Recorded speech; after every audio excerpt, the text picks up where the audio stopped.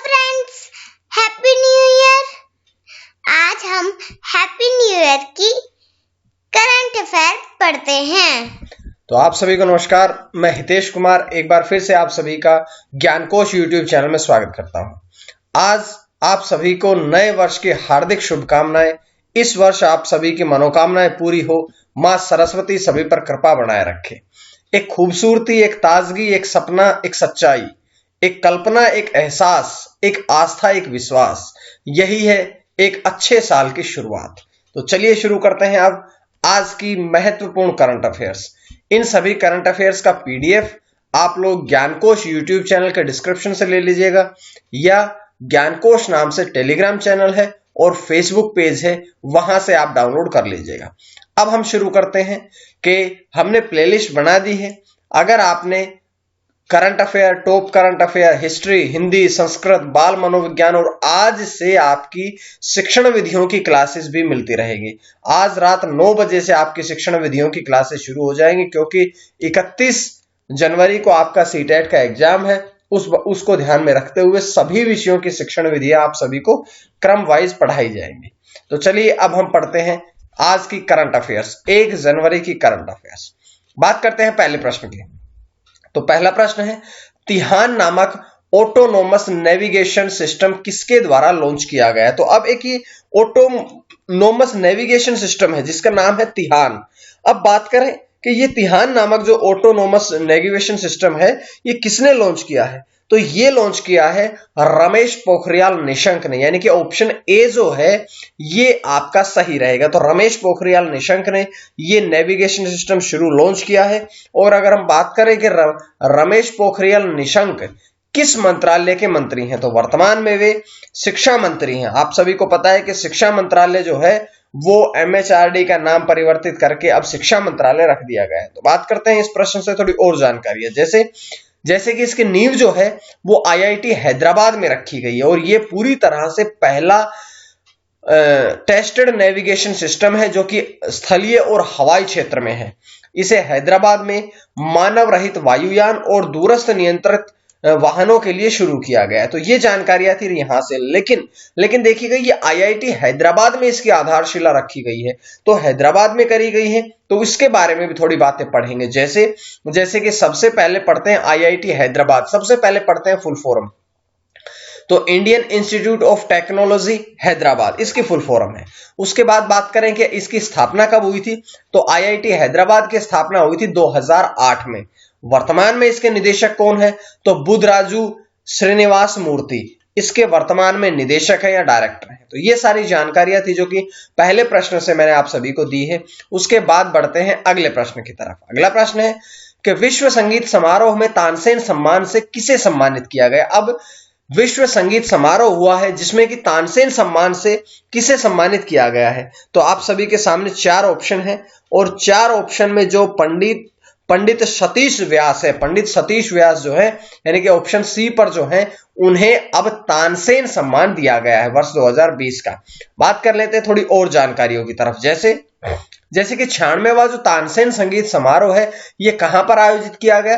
तो ये मध्य प्रदेश के ग्वालियर में आयोजित हुआ है। और जैसा कि आपने पढ़ा कि तानसेन सम्मान ये जो समारोह है, ये अकबर के जो 9 रत्न थे उनमें से एक प्रसिद्ध थे तानसेन। उन तानसेन को श्रद्धांजलि देने के लिए ही ये जो कार्यक्रम है ये आयोजित किया जाता है। अब तानसेन समारोह के बारे में 1-2 प्रश्न पढ़ते हैं जो कि इंपॉर्टेंट है कि ये संगीत की दुनिया का एक अनूठा राग है जिसका नाम है तानसेन समारोह। ये 2000 में वर्ष 2000 में इस पुरस्कार से किसे सम्मानित किया गया था? तो सितार वादक थे उस्ताद अब्दुल हलीम जफर खान, उनको वर्ष 2000 में इस पुरस्कार से सम्मानित किया गया था। 2020 का हमने पढ़ लिया कि, लेकिन 2019 के बारे में बात करें, पिछले वर्ष की बात करें, तो 2019 में ये हिंदुस्तानी शास्त्रीय गायक पंडित विद्याधर व्यास को दिया गया था। इसके साथ भोपाल स्थित एक संस्था है जिसका नाम है अभिनव कला परिषद, इसको राजा मानसिंह तोमर पुरस्कार से सम्मानित किया गया। ये कुछ पुरस्कार थे जो कि दिए गए हैं, क्योंकि जरूरी नहीं है कि 2020 के बारे में पूछे आपसे पूछ लिया जाए कि वर्ष 2000 में जब शुरुआत करी गई थी तब किसे दिया गया था या पिछले साल किसे दिया गया था। तो ये पूरी जानकारियां मैं आप लोगों के सामने लेके आया हूं। उसके बाद आज का तीसरा प्रश्न आपकी स्क्रीन पे आता है कि इंजीनियर पुरस्कार, आज का एक और पुरस्कार मैंने आप लोगों के सामने रखा है। इससे पहले तानसेन पुरस्कार था, लेकिन अब प्रश्न है इंजीनियर पुरस्कार 2020 से किसे सम्मानित किया गया है। तो इंजीनियर पुरस्कार 2020 से सम्मानित किया गया है विनोद कुमार यादव, वीके यादव, यानी कि जो ऑप्शन डी में लिखा है विनोद कुमार यादव, अब उन्हें इंजीनियर पुरस्कार 2020 से सम्मानित किया गया है। मुख्य रूप से वे रेलवे बोर्ड के चेयरमैन हैं और सीईओ हैं। उनकी कुछ दिन पहले ही नियुक्ति की गई थी और जब उनकी नियुक्ति हुई थी तो मैंने आप सभी को उनके बारे में बता दिया था। तो चलिए इस प्रश्न से थोड़ी जानकारियां पढ़ते हैं कि विनोद कुमार यादव जो हैं वे चेयरमैन है किसके, रेलवे बोर्ड के चेयरमैन और सीईओ हैं। ये पुरस्कार institution of engineering and technology IET द्वारा भारतीय रेलवे के आधुनिकीकरण और सुधारों के लिए उनके योगदान के लिए उन्हें सम्मानित किया गया है। बात करते हैं कि भारत रत्न सर एम विश्वेश्वरैया की जयंती के उपलक्ष्य में 15 सितंबर को इंजीनियर्स डे भी मनाया जाता। मैंने ये प्रश्न क्यों रखा, क्योंकि इंजीनियर्स पुरस्कार है तो प्रश्न अगर पूछा जाए इंजीनियर्स डे कब मनाया जाता है तो ये मनाया जाता है 15 सितंबर को। और किसकी याद में, किसकी जयंती में, किसकी स्मृति में, तो ये भारत रत्न सर एम विश्वेश्वरैया की जयंती के उपलक्ष्य में मनाया जाता है। उसके बाद बात करते हैं कि ये आईईटी द्वारा दिया गया है। तो आईईटी अर्थात institution of engineering and technology, इसकी स्थापना कब हुई थी, तो इसकी स्थापना हुई थी 1871 में। वर्तमान में इसके प्रेसिडेंट की अगर हम बात करें तो डेनियल जॉर्ज, इंग्लिश और हिंदी दोनों में लिखा है, डेनियल जॉर्ज जो हैं वे वर्तमान में इसके प्रेसिडेंट हैं। तो ये जानकारी मैं आप सभी को यहां से देता हूं। उसके बाद बढ़ते हैं अगले प्रश्न की तरफ। भारतीय मंत्रिमंडल ने किस मिसाइल प्रणाली के निर्यात को मंजूरी दी? भारतीय जो केंद्रीय मंत्रिमंडल है उसने कौन सी मिसाइल प्रणाली के निर्यात को, यानी कि दूसरे देशों को भेजने के लिए मंजूरी दी है? तो अब ऐसी कौन सी मिसाइल प्रणाली है? तो देखिएगा, आकाश मिसाइल प्रणाली जो है ऑप्शन डी में लिखा है। आकाश मिसाइल प्रणाली के निर्यात को अब भारतीय केंद्रीय मंत्रिमंडल ने मंजूरी दी है। बात करते हैं, देखिएगा कि यह पूरी तरह से स्वदेशी रूप से विकसित मिसाइल है, कम दूरी की सतह से हवा में मार करने वाली मिसाइल है। और अगर हम बात करें कि इसकी मारक क्षमता कितनी है तो इसकी मारक क्षमता है 25 किलोमीटर। मैंने पहले बताया कि यह कम दूरी की मारक क्षमता है, तो कम दूरी की मिसाइल है, तो कम दूरी अर्थात 25 किलोमीटर की इसकी मारक क्षमता है। इसे 2014 में भारतीय वायुसेना में कमीशन किया गया था और 2015 में इसे भारतीय सेना में, यानी कि इंडियन एयरफोर्स में 2014 में और इंडियन आर्मी में इसे 2015 में कमीशन किया गया था। तो ये जानकारियां थी, इसकी फोटो में देख सकते हैं आप लोग। आकाश मिसाइल जो है इसके बारे में मैंने चर्चा करी है। उसके बाद है अगला प्रश्न, प्रश्न नंबर 5। भारत के सबसे ऊंचे मौसम विज्ञान केंद्र एमसी का उद्घाटन किसके द्वारा किया गया है? भारत का सबसे ऊंचा मौसम विज्ञान केंद्र है जिसका उद्घाटन किसके द्वारा किया गया है? तो इसका उद्घाटन किया गया है डॉक्टर हर्षवर्धन के द्वारा, यानी कि ऑप्शन सी जो है इसके द्वारा, डॉक्टर हर्षवर्धन के द्वारा इसका उद्घाटन किया गया है। तो थोड़ी जानकारियां पढ़ते हैं, जैसे कि केंद्रीय पृथ्वी विज्ञान मंत्री डॉक्टर हर्षवर्धन द्वारा अब भारत के सबसे ऊंचे मौसम विज्ञान केंद्र का उद्घाटन किया गया है। इसकी कहां पर किया गया है? तो यह लद्दाख के लेह क्षेत्र में किया गया है। इसकी ऊंचाई कितनी है? तो यह समुद्र तल से 3500 मीटर ऊंचाई पर है। हिमालय क्षेत्र में स्थापित किया गया। यह दूसरा मौसम विज्ञान केंद्र है, तो दूसरा है ये हिमालय क्षेत्र में। तो पहला कौन सा है? तो इससे पहले अरुणाचल प्रदेश के ईटानगर में स्थापित किया गया था, जो कि पहला था। लेकिन दूसरे की बात करें तो दूसरा है ये अब लद्दाख के लेह में, और दोनों ही, अरुणाचल प्रदेश भी हिमालय पर्वत के क्षेत्र में ही आता है और लेह लद्दाख भी हिमालय पर्वत के क्षेत्र में ही आता है। थोड़ी जानकारियां और पढ़ते हैं, जैसे लद्दाख, क्योंकि लद्दाख के लेह में स्थापित किया गया है। तो लद्दाख के बारे में अगर हम थोड़ी बातें पढ़ें तो बात सबसे पहले करते हैं कि लद्दाख की स्थापना कब हुई थी। तो लद्दाख 31 अक्टूबर 2019 में इसकी स्थापना केंद्र शासित प्रदेश के रूप में करी गई थी। उससे पहले लद्दाख जो था वो जम्मू कश्मीर राज्य का हिस्सा था, लेकिन जम्मू कश्मीर राज्य के हिस्से से हटा करके अब इसे लद्दाख और जम्मू भारत में 2 नए केंद्र शासित प्रदेश स्थापित कर दिए गए थे। लद्दाख में जिले कितने हैं? तो 2 है। राजधानी कितनी है? 2। पहली एक तो लेह में है और दूसरी है कारगिल में। कारगिल में और लेह में इसकी 2 राजधानियां हैं। उपराज्यपाल वर्तमान में कौन है? तो आर के माथुर अर्थात राधा कृष्ण माथुर जो हैं वे वर्तमान में इसके उपराज्यपाल हैं। ठीक है, तो ये जानकारी हमने यहां से पढ़ी है। उसके बाद ये मैंने आप लोगों के लिए आज से ही 1 जनवरी 2021 से ही नया प्रयास शुरू किया है कि अब मैं आप सभी को एक प्रश्न दिया करूंगा जिसका आंसर जो है वो आप कमेंट बॉक्स में करेंगे। तो आज का प्रश्न है कि 34वीं प्रगति बातचीत की अध्यक्षता किसने करी है? तो 34वीं प्रगति बातचीत की अध्यक्षता किसने करी है? आप अपने कमेंट करके बताइएगा। मैं कल की वीडियो जब डालूंगा तो इसका आंसर दूंगा आपको और साथ साथ में एक नया प्रश्न भी आपको दिया जाएगा। तो एक नया प्रयास है ताकि एक प्रश्न आप भी सीख सकें, एक प्रश्न आप भी तैयार कर सकें। उसके बाद बढ़ते हैं हम अगले प्रश्न की तरफ। इसका जवाब आपको कल मिलेगा या आप लोग मुझे आज ही कमेंट करके दीजिएगा। 6 नंबर प्रश्न है कि केंद्र सरकार ने किस क्षेत्र को अशांत क्षेत्र घोषित किया है? तो अब भारतीय केंद्र सरकार ने किस क्षेत्र को अशांत क्षेत्र घोषित किया है? तो नागालैंड राज्य जो है, यानी कि ऑप्शन डी में लिखा है, नागालैंड राज्य को अब केंद्र सरकार ने आगामी 6 महीनों के लिए अशांत क्षेत्र घोषित किया है।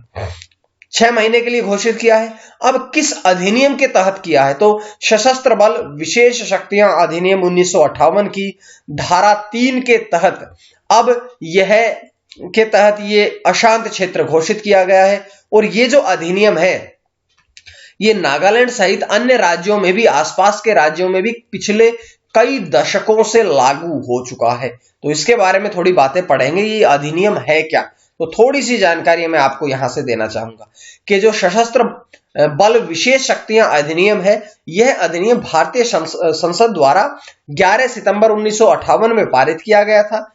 अरुणाचल प्रदेश, असम, मणिपुर, मेघालय, मिजोरम, नागालैंड के अशांत इलाकों में तैनात बलों को शुरू में इस कानून के तहत विशेष अधिकार प्राप्त थे।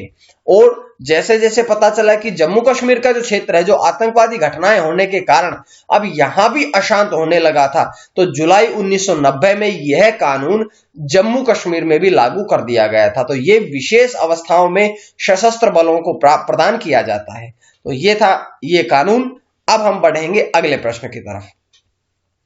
मैं भी डिजिटल नामक अभियान की शुरुआत किसके द्वारा करी गई है? तो मैं भी डिजिटल जो है ये एक अभियान है जिसकी शुरुआत किसके द्वारा करी गई है? तो इसकी शुरुआत करी गई है भारतीय केंद्र सरकार के द्वारा।